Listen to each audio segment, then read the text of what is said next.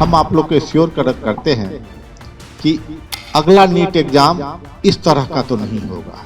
Leak अगर NEET का paper हुआ तो मोदी जी को क्या फायदा हुआ, धर्मेंद्र प्रधान जी को क्या फायदा हुआ, अमित शाह जी को क्या फायदा हुआ। लेकिन जब तक गड़बड़ी को हम ठीक नहीं करेंगे तब तक we are not going to leave. Race course road, अभी चलो प्रधानमंत्री घर का घेराव करेंगे, अभी चलो अब यहाँ करेंगे, इसको पत्थर मार दो, इसको बस को। तो पब्लिक अच्छी तरह से जानती है कि कौन लोग हैं जो पटना और बांकीपुर जनता के साथ हैं और कौन लोग हैं जो लंदन और इटली में जाकर के छुट्टी मना रहे हैं। इसी करप्शन के मसले पे आम आदमी पार्टी दिल्ली में भाजपा को 10 साल दूर रखी। यही आम आदमी पार्टी इसी मुद्दे पे पंजाब में सरकार में आई। हम लोग इसके प्रति बहुत ज़्यादा सीरियस हैं और बीजेपी का जो न्यू लॉट है हम लोग एक्स्ट्रा सीरियस है। मैडम, हम आप लोग को श्योर करते हैं कि अगला नीट एग्जाम इस तरह का तो नहीं होगा। There will be something very different. और लीक हो गया, दैट वाज एन एक्सीडेंट। इसको हम एक्सीडेंट की तरह माने, क्योंकि is Modi ji beneficiary of it. Leak अगर नीट का पेपर हुआ तो मोदी जी को क्या फायदा हुआ, धर्मेंद्र प्रधान जी को क्या फायदा हुआ, अमित शाह जी को क्या फायदा हुआ, सम्राट चौधरी जी को क्या फायदा हुआ, मंगल पांडे जी को क्या फायदा हुआ। कोई बेनिफिशियरी नहीं है। लेकिन हाँ, इसकी हम लोग भी जानते हैं कि यह हुआ है तो गलत हुआ है। अब इस बात पे हम लोग की चिंता है कि इसको कैसे ठीक किया जाए और क्या किया जाए कि आगे से इस तरह का चीज ना हो। वो करने के बाद हम लोग या हमारे मंत्री हो सकता है छोड़ भी दे, लेकिन जब तक गड़बड़ी को हम ठीक नहीं करेंगे तब तक we are not going to leave. जो दिल्ली में कॉकरोच जनता पार्टी और युवाओं का प्रदर्शन है, this is hallmark of democracy. इसी के लिए तो हम लोग इतने दिन तक लड़ रहे थे। Right to protest is one of the most fundamental rights. Freedom of expression, उससे बड़ा कुछ नहीं है ना। राइट, हम तो इसी के लिए लड़ रहे थे। हम भारत में लोकतंत्र के स्थापना के लिए जो लड़ रहे थे उसी का एक मैनिफेस्टेशन है जो आज हमको दिल्ली में केरला हाउस के सामने में जंतर मंतर पे दिख रहा है। तो we are proud of it कि हमारे देश में और इस तरह की के प्रोटेस्ट भी हो रहे हैं। प्रोटेस्ट के साइट पर अगर आप जाइएगा, पानी प्रोटेस्टर्स को पीने की पानी की व्यवस्था कैसे हो इसकी भी चिंता सरकार कर रही है और हमारी सरकार, हमारी पार्टी की सरकार है। क्या वहां पर समुचित मात्रा में टॉयलेट्स हैं कि नहीं? तो टॉयलेट्स के वैन भी लगाए गए हैं। हमको बताइए, क्या कभी आपने ऐसा सुना है कि सरकार प्रोटेस्टर्स को किसी तरह की दिक्कत न हो और मूलभूत सुविधा उनको भी मिले, उसके लिए सरकार काम कर रही है? एक और चीज, लोग खाना भी खाएंगे, बहुत सारे लोग वहां पर कर रहे हैं। तो हमारी सरकार ने एक और व्यवस्था किया कि जितने भी दिल्ली के वेंडर्स थे सबको बोला कि आप लोग आकर के अपना अपना स्टॉल खोलिए। All this have been done by the government, क्योंकि जो हमारे बच्चे और जो हमारे लोग, after all they are citizens of India, वो अपना राइट एक्सरसाइज कर रहे हैं, तो उनके लिए भी हमने व्यवस्था की। लेकिन अगर किसी एक हद के बाहर चला जाए कोई भी मूवमेंट या कोई भी protest, if it turns violent, state has to take action. क्योंकि वायलेंस का फिर कोई लिमिट नहीं होता है कि नहीं हम इतना ही तक करके रुक जाएंगे, उसका कोई स्केल नहीं होता है। और कम से कम पुलिस वाले के पास ऐसा कोई मीटर नहीं है कि कितना ये किया जाए। आप लोग देखे होंगे, हम भी आज इंस्टाग्राम पे देखे हैं कि लोगों को के ऊपर डंडा बरसाया जा रहा है। It is unfortunate. मगर डंडा देखें किस चीज का है? वो व्हाइट प्लास्टिक का डंडा आपको दिखेगा। वो जो बिहार पुलिस जो लठ यूज करती है या हरियाणा में जिसको लठ बोलते हैं वो लठ नहीं है। Police is also cautious, we are sensitive. जो हो रहा है उसके प्रति हम लोग सेंसिटिव हैं। दिल्ली हमारी राजधानी है, हमारा कैपिटल है। उसी आड़ में, इसी प्रोटेस्ट के आड़ में आप देखे होंगे समाजवादी पार्टी के एमपी लोग पहुंच गए। ये माले वाले हैं, सीपीएम एमएल वाले, ऐसा के लोग उसमें पहुंचे हुए हैं।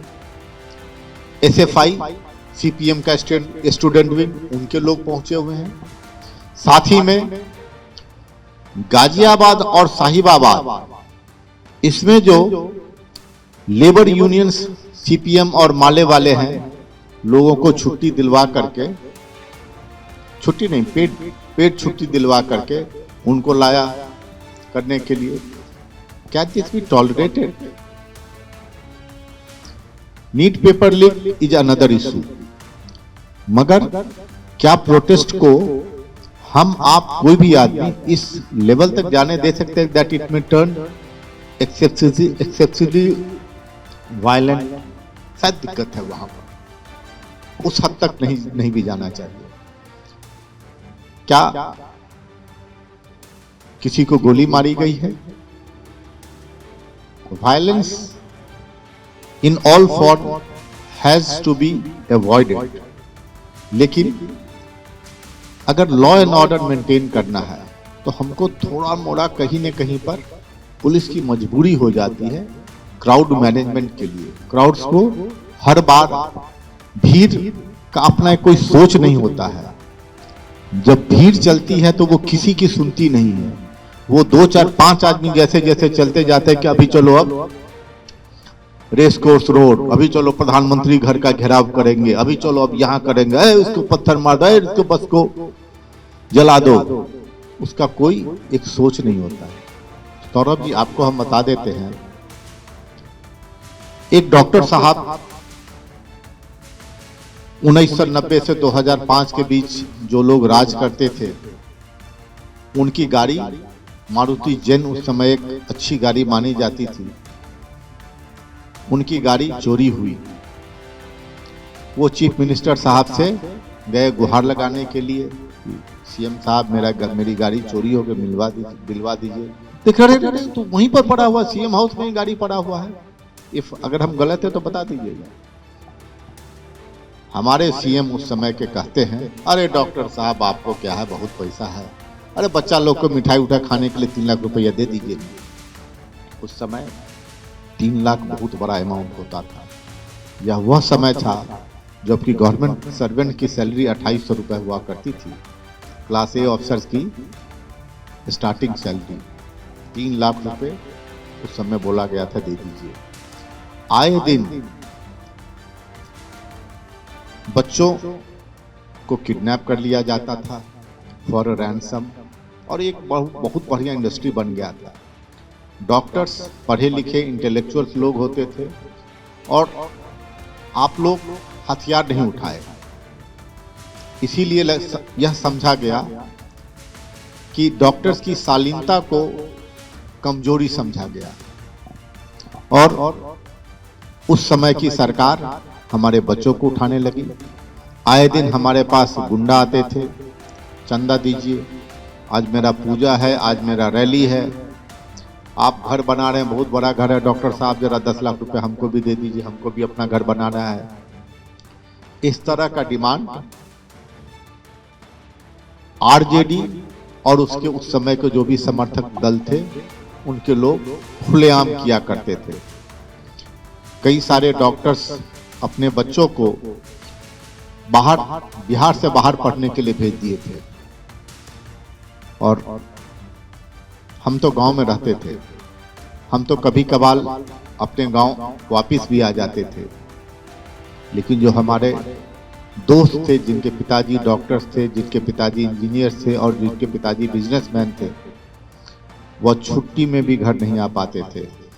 उनको सीधा चिट्ठी जाता था, बेटा वहीं रह के पढ़ो, यहाँ आने की कोई जरूरत नहीं, अगर बहुत माँ बाप से मिलने का मन है तो हम लोग आपके यहाँ आ जाएंगे। हम बिहार में उस तरह का भी काल देखे हुए हैं। फिर 2005 आया, समय बदलते गया। जो मान सम्मान इज्जत के डॉक्टर्स लोग हकदार थे, इस सरकार ने उनको वह प्रदान किया। कहीं कहीं कमी हो गई, आ गई हो सकता है। हम यह नहीं कहते हैं कि बीजेपी वाले ही परफेक्ट हैं, हम परफेक्ट नहीं हैं। अगर हम परफेक्ट होते तो हमारा भी मूर्ति लगा करके लोग पूजा करते। भगवान ही केवल परफेक्ट होता, हम तो इंसान हैं, गलतियां तो होंगी, लेकिन गलतियों से हम लोग सीखते भी हैं और उसके ऊपर हम काम भी करते हैं और हमारी कोशिश भी रहती है कि फिर से वो गलती ना हो। इंसान है, गलती करेंगे, लेकिन सीखते भी और समझते भी हैं और अपने आप को हम लोग इम्प्रूव भी करने का कोशिश करते हैं। यह कल्चर आप बीजेपी में देखे हुए, जो लोग बीजेपी से जुड़े हुए हैं, हमेशा एक कांस्टेंट सेंस ऑफ इम्प्रूवमेंट हम लोग में रहता है, यार कैसे इसको ठीक किया जाए, इसको कैसे ठीक किया जाए। तो RJD is ruled out by everybody. इस वक्त हमारी मौजूदगी बांकीपुर के डॉक्टर्स के बीच है और यहाँ से हम जानेंगे कि आखिर बांकीपुर उपचुनाव को लेकर इनका क्या राय है। सर, क्या लगता है बांकीपुर उपचुनाव में क्या कुछ हो सकता है, क्योंकि विपक्षी पार्टियां भी हैं साथ में और एनडीए सबके सब अपनी जोर लगा रहे हैं कि इस सीट को साध ले। क्या लगता है?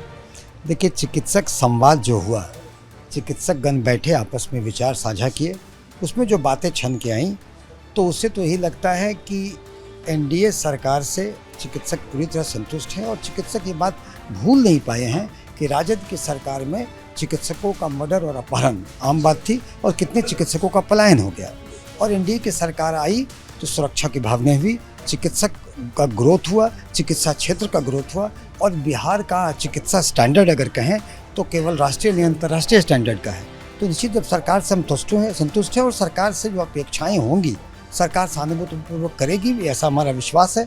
और सभी चिकित्सक, मैं जो बता रहा हूँ, सभी चिकित्सकों के विचारों का साझा करके बता रहा हूँ, मूलभूत भावना है चिकित्सक एनडीए के जो समर्थित भाजपा के उम्मीदवार हैं उनके पक्ष में गोलबंद है और कोई शक शुबा नहीं है कि प्रचंड बहुमत से एनडीए की सरकार भाजपा के प्रत्याशी जीतेंगे।